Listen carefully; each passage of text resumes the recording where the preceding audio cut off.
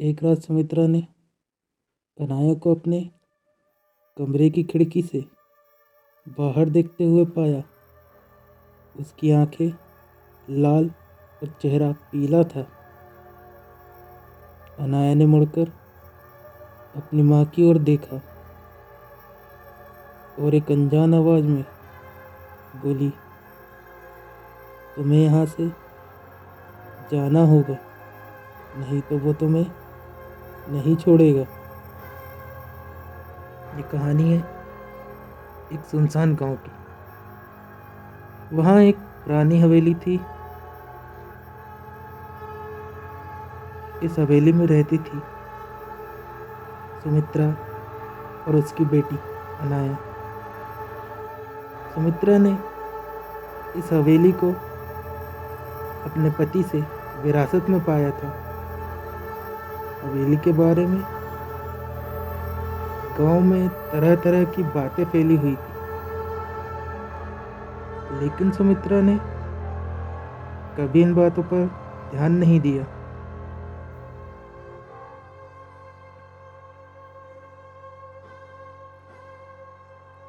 एक रात जब अनाया अपने कमरे में सो रही थी,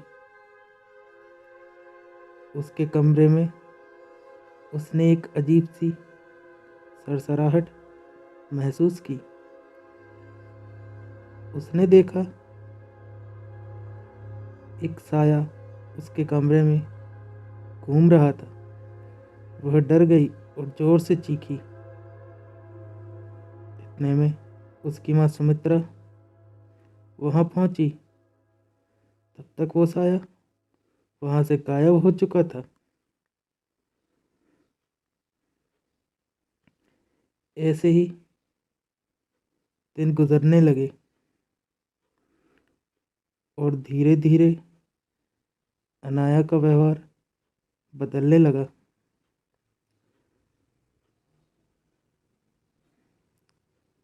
वो अब पहले जैसी नहीं रही। वो ज़्यादातर वक्त अपने कमरे में अकेले रहती थी। वो अक्सर खुद से बातें करती, हंसती और कभी कभी तो अजीब तरह से चीखती।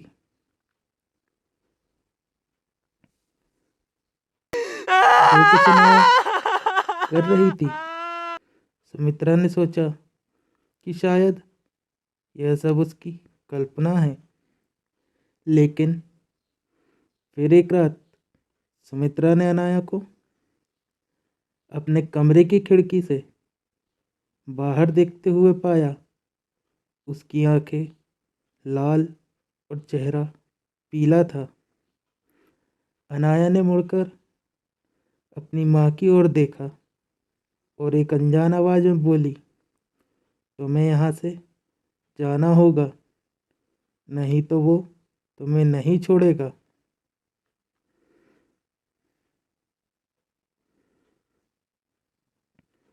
सुमित्रा ने समझा कि अनाया किसी अदृश्य शक्ति के चुंगल में फंस चुकी है। वह उसे बचाने के लिए अब कुछ भी करने के लिए तैयार हो गई थी। सुमित्रा ने कई पंडितों और तांत्रिकों से मदद मांगी और एक तांत्रिक उसकी मदद करने के लिए तैयार हो गया। एक रात वह तांत्रिक सुमित्रा की हवेली पर आता है। रात जो कि पूर्णिमा की रात थी। कहा जाता है कि पूर्णिमा की रात अदृश्य ताकतें कहा जाता है कि पूर्णिमा की रात को अदृश्य ताकतें कमज़ोर होती हैं। उन्हें उस वक्त अपने काबू में करना आसान होता है। उन्होंने हवेली में एक विशेष पूजा रखी और और अनाया को भभूत लगाई और तांत्रिक के सामने हवन में बिठा दिया।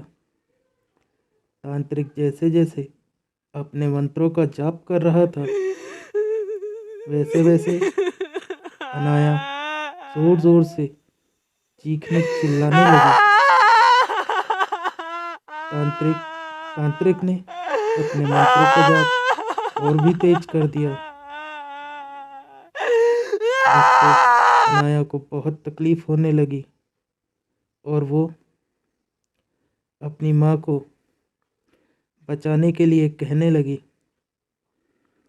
तभी तांत्रिक ने इशारे में सुमित्रा को रोका और अनाया के शरीर से एक काले धुएं का गुब्बार निकला और एक भयानक चीख के साथ वह दृश्य शक्ति गायब हो गई।